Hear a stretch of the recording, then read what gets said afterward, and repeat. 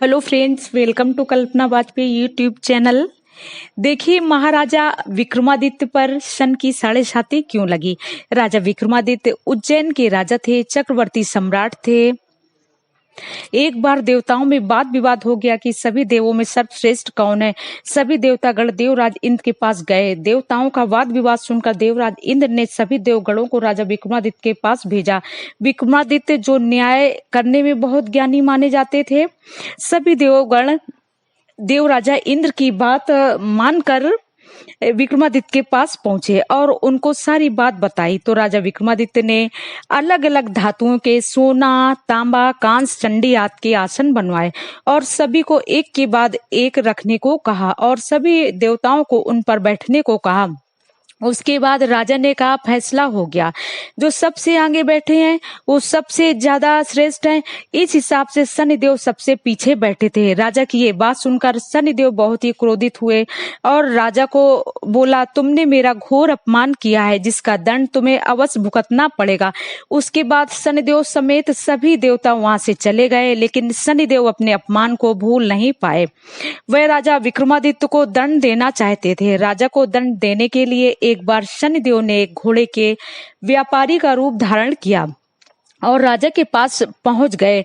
राजा को घोड़ा बहुत पसंद आया और उन्होंने वो घोड़ा खरीद लिया। पर जब राजा विक्रमादित्य घोड़े पर सवार हुए तो घोड़ा तेजी से भागने लगा और राजा को एक घने जंगल में गिराकर भाग गया। अब राजा विक्रमादित्य जंगल में अकेले भूखे प्यासे भटकते भटकते एक नगर में जा पहुंचे। वहां जब एक सेठ ने राजा की ये हालत देखी तो उसे राजा पर बहुत दया आई और वह उन्हें अपने घर ले गया। उसी दिन सेठ को अपने व्यापार में काफी मुनाफा हुआ। उसको लगा कि ये मेरे लिए यकीनन ही बहुत भाग्यशाली है। सेठ के घर में एक सोने का हार खूंटी से लटका हुआ था। सेठ विक्रमादित्य को घर में कुछ देर अकेला छोड़ किसी काम से बाहर गया तो इस बीच खूंटी सोने के हार को निगल गई। सेठ जब वापस आया तो सोने के हार को ना पाकर बहुत क्रोधित हुआ। उसे लगा कि हार विक्रमादित्य ने चुरा लिया है। वो उसे उस नगर के राजा के पास गए और सारी बात बताई। राजा ने विक्रमादित्य से पूछा कि ये सच है। तो विक्रमादित्य ने बताया कि जिस खूंटी पर सोने का हार लटक रहा था वो खूंटी उस हार को निकल गई। राजा को इस बात पर बिल्कुल भरोसा नहीं हुआ और राजा ने विक्रमादित्य के हाथ पैर काट देने की सजा सुना दी। अब विक्रमादित्य के हाथ पैर को काटकर नगर के चौराहे पर रख दिया। एक दिन उधर से एक तेली गुजरा। उसने जब विक्रमादित्य की हालत देखी तो उसे बहुत दुख हुआ और वह उन्हें अपने घर ले आया।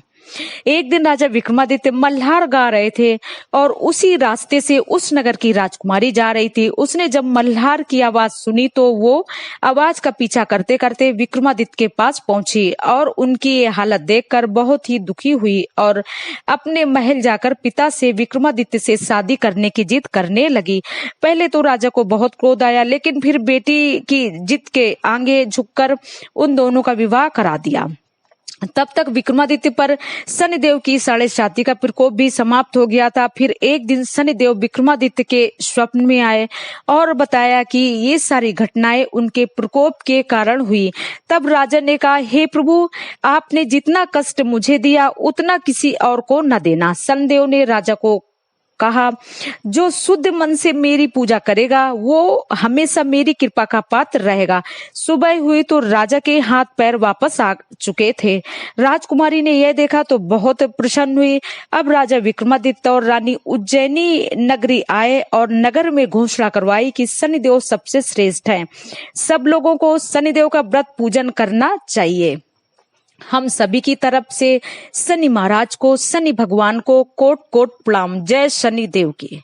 Thank you.